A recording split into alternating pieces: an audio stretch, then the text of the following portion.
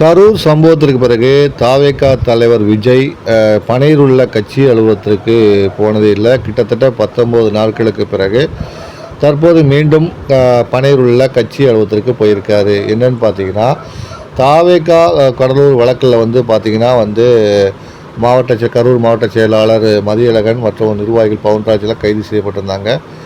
தற்போது supreme court தீர்ப்புப்படி அவங்க 2 பேரும் ஜாமீனில் வெளியே வந்திருக்காங்க. இந்த சூழ்நிலையில் தான் திருச்சி விமான நிலையத்திலிருந்து விமானம் மூலம் புறப்பட்டு சென்னை வந்திருக்காங்க. இவங்க 2 பேரும். அவங்க மட்டும் இல்லாமல் அவங்க குடும்பத்தினரும் சென்னை வந்திருக்காங்க. பனையூரில் உள்ள கட்சி அலுவலகத்துக்கு நேரடியாக போயிருக்காங்க. அதன் பிறகு விஜய் பனையூரில் உள்ள கட்சி அலுவலகத்துக்கு அவங்க இருவர்களையும் சந்தித்து பேசியிருக்காங்க. அவங்க குடும்பத்தினரோட பேசியிருக்காங்க. மதியழகன் சிறையில் எப்படி இருந்தார், அவருடைய என்னென்ன துன்பங்கள்லாம் அனுபவிச்சார், அங்கே என்ன நடந்தது, கூட்டத்தில் என்னெல்லாம் பாதிப்பு ஏற்படுதுங்க சம்மந்தமாக குடும்பத்தாரோடையும் விஜய் விசாரிச்சிருக்காரு.